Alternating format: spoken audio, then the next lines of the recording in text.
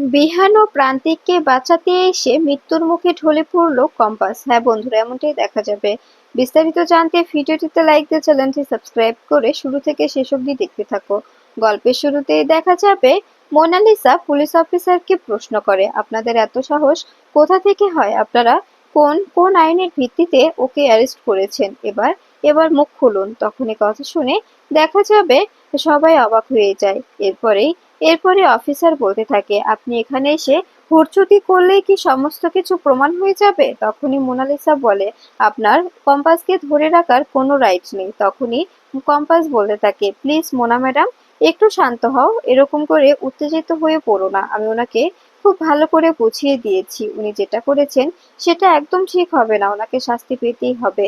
ঠিক তখনই সত্যজিৎ সিনহা এসে বলতে থাকে, একদম ঠিক বলেছো কম্পাস, ওনাকে শাস্তি পেতে হবে। কারণ কারণ উনি যদি অন্যায় করে থাকে তবে ওনাকে তো শাস্তি পেতেই হবে। এরপরে দেখা যাবে অফিসার সত্যজিৎকে দেখে অবাক হয়ে যায় আর বলতে থাকে, স্যার আপনি এখানে? আপনার কোনো দরকার পড়লে আমাকে বলতে পারতেন, আপনি কেন এখানে এসেছেন? তখনই সত্যজিৎ বলতে থাকে, আমাকে তো আসতেই হলো, তোমার কাজের ধরন দেখে আমি আর নিজেকে আটকে রাখতে পারলাম না, আমাকে আমাকে আর আসতেই হলো। তুমি তুমি এরকম একটা অন্যায় কি করে করতে পারো? তুমি যে কম্পাস ভৌমিককে তুলে এনেছো, তুমি জিজ্ঞাসাবাদ করতেই পারো। তুমি যে ওকে ওকে জেরা করার জন্য যেভাবে হেনস্থা করার জন্য তুলে এনেছো, মিডিয়ায় মিডিয়ায় সমস্ত কিছু ছড়িয়ে দিয়েছো, এটার এটার কোনো মানে হয় না। তুমি কি করতে চাইছো বলো তো? তুমি কি চাও? তখনই কথা শুনে দেখা যাবে অফিসার বলতে থাকে, স্যার এসব কি বলছেন আপনি? আমি কিছুই করিনি। কি করেছি? ওনারা আমাকে অভিযোগ করেছে, তাই আমি সেটা ইনভেস্টিগেশন করছি। এ কথা শুনে রেগে যায় সত্যজিৎ। সত্যজিৎ বলতে থাকে, আপনার কথা তো কোনো রকম কোনো যুক্তি খুঁজে পাচ্ছি না আমি, কোনো রকম কোনো ট্রফিক নেই। আপনি আপনি কেন ওনাকে তুলে এনেছেন? আপনি শুধু ওনাদের মুখের কথাতে ওনাকে তুলে এনেছেন? আপনার কাছে কোনো প্রমাণ আছে? প্রমাণ পেয়েছেন আপনি? প্রমাণ না দেখে একজন একজন মানুষকে কি করে আপনি অপরাধী বানাতে পারেন? তখনই রুদ্র বলতে থাকে, অবশ্যই অবশ্যই ওনার গাফিলতি আছে, ওনার প্রতি আমাদের সন্দেহ আছে। আমার মনে হচ্ছে উনি টাকা খেয়েছেন। উনি উনি কার থেকে টাকা খেয়েছেন, কার কথায় টাকা এই কাজগুলো করছেন, ওনার থেকে জানার চেষ্টা করুন। আমরা আমরা এটার সুষ্ঠু বিচার চাই।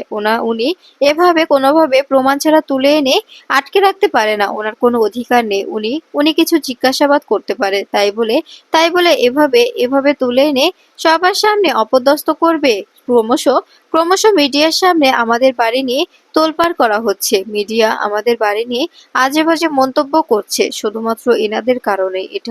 এটার আমরা যথাযথ শাস্তি চাই। আমরা কোনোভাবে এটা এটা মেনে নেব না। ওনারা ওনারা এরকম একটা অন্যায় করবে আর আমরা সেটা বলতে গেলে আমাদের নিয়ে অনেক কটু কথা বলা হবে, আমাদের নিয়ে অনেক আজে বাজে মন্তব্য করা হবে, সেটা আমরা কিছুতেই মেনে নেব না। এ কথা শুনে তখন দেখা যাবে এদিকে এদিকে অভিজ্ঞান দত্ত মুক্তি অপেক্ষা করছে। ঠিক তখন একটি ফোন আসে। অভিজ্ঞান দত্তকে বলতে থাকে, স্যার আপনি যেটা ভেবেছিলেন সেটাই হয়েছে। কোচিং সেন্টারের মধ্যে প্রান্তিক ও বিহান প্রবেশ করেছে। এবার এবার কি করতে হবে শুধু একবার একবার আমাদের বলুন, আমরা সে কাজটা সম্পূর্ণ করে দিচ্ছি। তখনই দেখা যাবে অভিজ্ঞান দত্ত ফোন কেটে দেয় আর বলতে থাকে, তোমরা তোমরা চিন্তা করো না, আমি সময় হলে সমস্তটা বলবো। তোমরা শুধু এখন ওখানে পাহারা দাও, কোনোভাবে যেন ওরা ওখান থেকে বেরোতে না পারে। এদিকে দেখা যাবে ফোন কেটে দিলে মুক্তি বলতে থাকে, কি হয়েছে অভিজ্ঞান বাবু?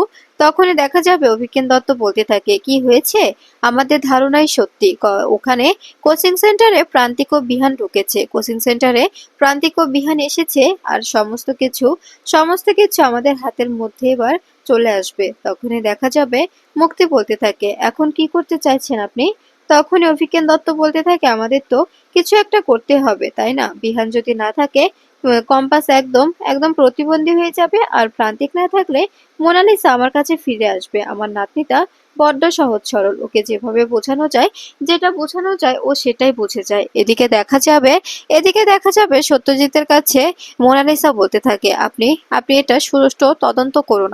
আমার বিশ্বাস এসবের পেছনে আমার দাদুর কোনো না কোনো অবলম্বন অবশ্যই আছে। শুধুমাত্র আমার দাদুর অবলম্বনেই সমস্ত কিছু হচ্ছে। এরপরে দেখা যাবে ঋতুজা এসে সত্যজিৎকে বলতে থাকে, থ্যাংক ইউ, আপনার সঙ্গে আমার সামনাসামনি আলাপ হয়নি, কিন্তু আপনি আমাকে বিপদের সময় বন্ধুর মতো কাজ করেছেন। এরপরে অফিসারের সামনে দাঁড়িয়ে বলতে থাকে, এখানে এই পেপারসে কম্পাসের অগ্রিম আগাম জামানপার রয়েছে, এটা আপনি দেখলেই বুঝতে পারবেন। আর একটা কথা কথা মাথায় রাখবেন, আমি সমস্ত কিছু প্রমাণ করে দেব, আর সবকিছু প্রমাণ হয়ে গেলে আপনাকে সবার সামনে দাঁড়িয়ে হাত জোড় করে ক্ষমা চাইতে হবে, পারবেন তো? তখনই কম্পাসকে ঋতুজা বলতে থাকে, শোন কম্পাস, আমি তোমাকে কথা দিচ্ছি, কোনো রকম কোনো অন্যায় তোমার সঙ্গে আমি হতে দেব না। আর এটা যদি প্রমাণিত হয় যে কোনো রকম কোনো গাফিলতি এনাদেরও আছে, তবে আমি সবার সামনে এনাদের হাত জোড় করে ক্ষমা চাওয়াবো। তখনই দেখা যাবে অফিসার বলতে থাকে, ম্যাডাম আপনি এসব কি বলছেন, এখানে এসে কেন এরকম হুড়চুটি করছেন? তখনই দেখা যাবে অনুজা বলতে থাকে, আমি বুঝতে পারছি না যে আপনারা এরকম করে একটি মেয়েকে অযথা কোনো প্রমাণ ছাড়া তুলে এনে কিভাবে হ্যারাস করছেন। আপনাদের তো লজ্জা থাকা দরকার, আপনারা তো আইনের রক্ষক, আপনারা আইনের রক্ষক হয়ে এরকম একটা নোংরা জঘন্য কাজ কি করে করতে পারেন? তখনই কথা শুনে দেখা যাবে দেখা যাবে রুদ্র বলতে থাকে, ওদেরকে কিছু বলো না মা, ওরা ওরা আইনের রক্ষক হয়ে একজন ভক্ষকের কাজ করছে। এদিকে দেখা যাবে বিহান ও প্রান্তিক সেই সেই ঘরটির কাছে আসে, আর সেখানে এসে দেখা যায় ভেতরে ঢুকে পড়ে। তখনই প্রান্তিক বলে, যে করে হোক আমাদের সমস্ত প্রমাণ জোগাড় করতে হবে বিহান। তখনই বিহান বলে, প্রান্তিক দা, আমরা সমস্ত প্রমাণ জোগাড় করে নিয়ে পুলিশ স্টেশনে যাব, আর কম্পাসকে ওখান থেকে নির্দোষ প্রমাণ করব। সেখানে থাকা অনেক অনেক রকমের এভিডেন্স সমস্ত কিছু কালেক্ট করে নেয় বিহান ও প্রান্তিক। এরপরে দেখা যাবে বিহান বলতে থাকে, এবার আমাদের বেরোতে হবে, আমার মনে হচ্ছে না আর কিছু পাওয়া যাবে, সবকিছু একদম পরিষ্কার করে রাখা আছে, তাই মনে হচ্ছে না যে আর কিছু পাওয়া যেতে পারে। তখনই কথা শুনে দেখা যাবে দেখা যাবে সমস্ত কিছু বিহান ও প্রান্তিক নিজেদের ফোনে ভিডিও করে নেয়, আর বলতে থাকে, এই ভিডিওগুলো যদি পাঠিয়ে দিতে পারতাম সত্যজিৎ বাবুকে তবে ভালো হতো, কিন্তু শুধুমাত্র নেটওয়ার্কের কারণে কোনোভাবে পাঠাতে পারছি না। তখনই কথা শুনে দেখা যাবে প্রান্তিক বলতে থাকে, সমস্ত কিছু ভিডিও রেকর্ডিং নিজের ফোনে রেখে দাও, ওখানে গিয়ে দেখাবো না হয়। এদিকে দেখা যাবে অভিজ্ঞান দত্তের কাছে ফোন আসে সত্যজিৎ সিনহা থানায় আসার ব্যাপারে। এটা শুনে অবাক হয়ে যায় সত্যজিৎ বলতে থাকে, কি বলছেন এসব? আপনারা ভেবেচিন্তে কথা বলছেন তো? সত্যজিৎ সিনহা এসেছে মানে? যিনি যিনি একজন সৎ অফিসার, যার অনেক নামধাম আছে, সেই অফিসার, তাই তো? তখনই কথা শুনে দেখা যাবে অবাক হয়ে যায় অভিজ্ঞান দত্ত বলতে থাকে, আমি বুঝতে পারছি না এসবের মানে কি, এরকমটা কি করে হতে পারে? তখনই দেখা যাবে মুক্তি মনে মনে বলতে থাকে, কি এমন হচ্ছে যার জন্য অভিজ্ঞান বাবু এতটা চিন্তিত হয়ে পড়লেন? ওনার কথা শুনেই অভিজ্ঞান বাবু একদম অস্থির হয়ে পড়লেন, আমি তো কিছুই বুঝতে পারছি না। এরপরে দেখা যাবে এ কথা শুনে তখন মুক্তি অভিজ্ঞান দত্তকে বলতে থাকে, কি হয়েছে, আপনি এতটা উত্তেজিত কেন? তখনই অভিজ্ঞান দত্ত কোনো কথা না বলেই ফোন করে তার ছেলেদের বলতে থাকে কোচিং সেন্টারটা চালিয়ে দিতে। কথা শুনে মুক্তি অবাক হয়ে যায়, মুক্তি ভয় পেয়ে যায়। তখনই অভিজ্ঞান দত্ত বলতে থাকে, আমি কিচ্ছু জানি না, যেভাবে বলেছি সেভাবেই কাজ করো, তোমাদের আমি বলছি পুরো কোচিং সেন্টারটা চালিয়ে দাও। বিহানও প্রান্তিক যেন কোনোভাবে বেরোতে না পারে, ওরা যেন ওখানে ঝলসে পড়ে ছাই হয়ে যায়, ওরা যেন কোনোভাবেই ওখান থেকে জীবিত ফিরতে না পারে, কথাটা যেন মাথায় থাকে। তখনই বলে ফোনটা কেটে দেয় অভিজ্ঞান দত্ত। তখনই মুক্তি বলে, প্লিজ একটু বোঝার চেষ্টা করুন, বিহানকে আমি ছোট থেকে মানুষ করেছি। তখনই রেগে যায় অভিজ্ঞান দত্ত আর বলতে থাকে, আপনিও অনেক অন্যায় করেছেন, অনেক অন্যায়, কিন্তু আমি সেটাকে প্রশ্রয় দিয়েছি, কিন্তু আজকে এমন কোনো কথা বলবেন না যে আমি সেটা কোনোভাবেই মেনে নিতে পারবো না। তখনই কথা শুনে দেখা যাবে ও মুক্তি বলতে থাকে, আপনি এভাবে কথা বলছেন কেন? আমি বুঝতে পারছি না, আপনি আমার সঙ্গে এভাবে কথা বলছেন কেন? এভাবে কথা বলার মানেটা কি? এদিকে দেখা যাবে কম্পাস ছাড়া পেলে তখনই মোনালিসা বলতে থাকে, আমি তো বুঝতে পারছি না যে সবকিছু ঠিকঠাক হয়ে গেল, কিন্তু প্রান্তিক বাবু ও বিহান কোথায়? তখনই কথা শুনে কম্পাস ভয় পেয়ে যায় আর বলতে থাকে, যে করে হোক ওনাদের আমার খুঁজতে হবে, কারণ কারণ আমার দাদুকে কোনোভাবে বিশ্বাস হয় না। দাদু যেহেতু বস্তিতে থাকা অবস্থায় বস্তি ভাঙচুর করতে পারে, সেহেতু উনি উনি বিহান স্যার ও প্রান্তিকের ক্ষতি করার জন্য কোনোরকম কোনো তো চাল অবশ্যই পেতেছে। আমাকে আমাকে যেতেই হবে। এ বলে দেখা যাবে তখন কম্পাস বলতে থাকে, চিন্তা করো না মোনা ম্যাডাম, কোথায় আছি আমরা তো কিছুই জানি না, আমাদের তো অবশ্যই গিয়ে দেখতে হবে যে বিহান স্যার ও প্রান্তিক দা কোথায় গেল। তখনই সত্যজিৎ বলতে থাকে, ওরা কোচিং সেন্টারে সেন্টারে গেছে, আমাদের সবাইকে কোচিং সেন্টারে যেতে হবে, চলো। তখনই দেখা যাবে এ কথা শুনে তখন এদিকে অভিজ্ঞান দত্তের কথা মতো কেরোসিন ছেটাতে থাকে কোচিং সেন্টারের সেই দেওয়ালে। এরপরে দেখা যাবে আগুনের আগুন জ্বালিয়ে দেয় কোচিং সেন্টারে। তখনই দাউ দাউ করে আগুন জ্বলতে থাকে। এরপরে গুন্ডাগুলো নিজেদের মধ্যে হাসাহাসি করতে থাকে আর বলতে থাকে, স্যার যেভাবে করতে বলেছিলেন ঠিক সেভাবেই করেছি, কোনো রকম কোনো হরচুপি হয়নি। যদি হরচুপি হয়ে যায় তবে অনেক বড় ঝামেলায় পড়ে যাব। তখনই দেখা যাবে এ কথা শুনে এই সবাই মিলে হাসতে থাকে।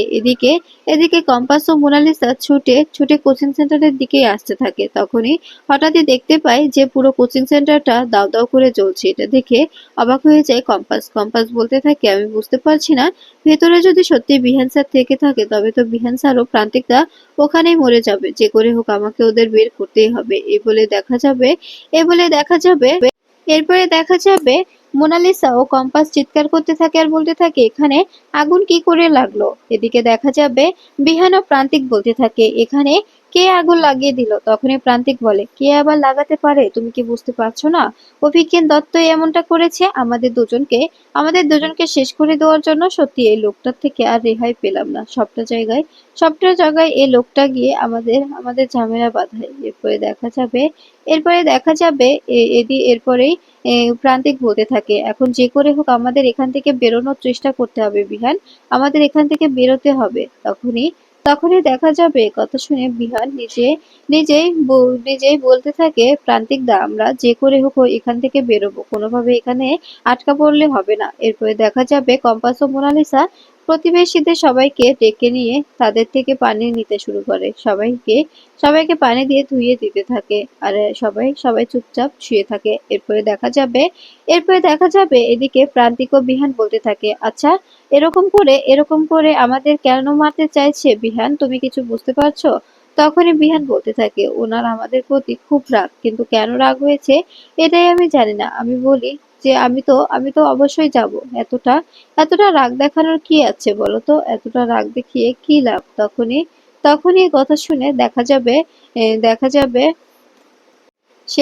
সেখানে থাকা বিহানকে দৌড়ে এসে জড়িয়ে ধরে কম্পাস আর বলতে থাকে, বিহান স্যার, আমি আপনার কোনো ক্ষতি হতে দেব না, আমি আপনাকে কোনোভাবেই এখান থেকে হারিয়ে যেতে দেব না। এরপরে দেখা যাবে সেখানে সত্যজিৎ এসে দাঁড়ালে তখনই মোনালিসা বারবার বলতে থাকে, আপনি প্লিজ কিছু একটা করুন, এভাবে কোনো কিছু আটকে থাকলে হবে না। এরপরে দেখা যাবে মোনালিসা ভেতরে গিয়ে প্রান্তিককে সেখান থেকে বের করে নিয়ে আসে। এরপরে বিহানকে বের করে নিয়ে আসে সত্যজিৎ সিনহা। তখনই কম্পাস সেখানে থেকে যায়। ঠিক তখনই একটি বাস এসে কম্পাসের মাথায় পড়ে, মাথাটা সঙ্গে সঙ্গে ফেটে যায় আর প্রচন্ড রক্ত বেরোতে থাকে। ঠিক তখনই কম্পাসের মাথা ঘুরোতে থাকলে কম্পাস আস্তে আস্তে ভেতরে আসার চেষ্টা করে। ভেতরে এসে হঠাৎই পড়ে যায়। তখন এটা দেখে অবাক হয়ে যায় সত্যজিৎ আর বলতে থাকে, এসব কি হচ্ছে, উনি এভাবে পড়ে যাচ্ছেন কেন, আর ওনার মাথায় এতটা ব্লিডিং কি করে হচ্ছে।